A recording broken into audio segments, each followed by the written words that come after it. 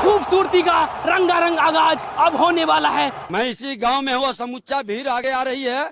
आप special force भेजिए। उप मुख्यमंत्री को घुसने नहीं दे रहा है गांव में। सारा गाड़ी पर पत्थर और गोबर फेंका है।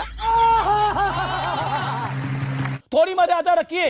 तो भैया देखा, लगता है दारू पिलाने और महिलाओं के खाते में 10,000 पहुंचाने के बाद भी कमल कीचड़ में धंसने वाला है, क्योंकि कल जुमला पार्टी के नेता पर गोबर फेंका गया। लल्लन भैया, यही सब देखकर तो मुझे कल से नॉन स्टॉप हंसी आ रही है, क्योंकि 20 सालों में इन लोगों ने विकास किया है इतना बम्पर कि गांव में घुसते ही ऊपर फेंका जाने लगा गोबर और चप्पल।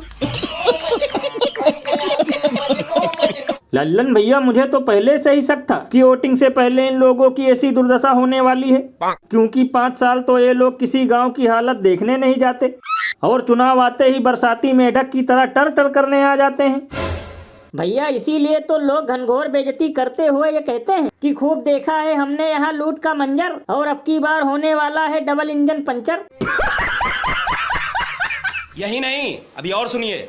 और भैया सिर्फ यही नहीं, कल जहाँ एक तरफ एनडीए ठगबंधन वाले गाँव से भगाए जा रहे थे, वहीं दूसरी तरफ फर्जी वोट भी डलवाए जा रहे थे। देखेगा, घबराना नहीं। किसी व्यक्ति के अगर 2 जगह वोट भी हो तो भी वो एक ही जगह वोट करने जाता है। 2 जगह वोट करना कानूनी अपराध है। A few moments later. हे प्रभु, हे हरि राम कृष्ण जगन्नाथ प्रेमानंद, ये क्या हुआ? गलाव में पानी आ गया। वाह क्या सीन है। लल्लन भैया, ये वोट चोरी थोड़ी है, ये तो अमृत काल है, क्योंकि जब ब्राजील वाले इंडिया में आकर 22-22 वोट डाल देते हैं तो ये तो अपने ही देश के नागरिक हैं, ये तो 2 जगह वोट डालेंगे ही। ये बड़ी अच्छी बात कही आप। और लल्लन भैया, ये तो सिर्फ ट्रेलर है। 10 तारीख के बाद देखना, कहीं ईवीएम से लदी हुई गाड़ी पकड़ी जाएगी, कहीं का सीसीटीवी फुटेज गायब हो जाएगा, तो कहीं पर वोटर से ज्यादा वोटों की गिनती होगी। भैया इसीलिए तो इस पर महान कवि बाबा लपेटू दास ने कहा है कि अब चुनाव आयोग भी पीने लगा है चाय की घूंट, इसीलिए यहाँ हो रही है वोटों की खुली लूट।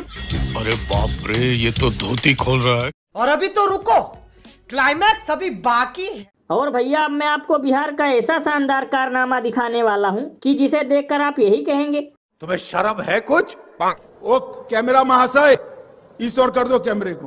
बिहार चुनाव में बीजेपी की महिला नेता लड़कियों की सप्लाई कर रही हैं। जी हाँ दोस्तों, इतना घिनौना काम सबसे संस्कारी पार्टी भाजपा के अंदर चल रहा है। कितने तेजस्वी लोग हैं हमारे पास, कितने शानदार विचार रखते हैं जी। तब तो लल्लन भैया, ये तो वही बात हो गई कि ऑर्केस्ट्रा और दारू के साथ साथ यहाँ मनोहर धाकड़ जैसे लोगों के लिए भी फुल व्यवस्था थी। लल्लन भैया, मुझे तो लगता है कि अब की बार बिहार में चुनाव जीतने के लिए जुमला पार्टी ने वो सब किया है जो पिछले 70 सालों में खुद इनके नेताओं ने भी नहीं किया होगा।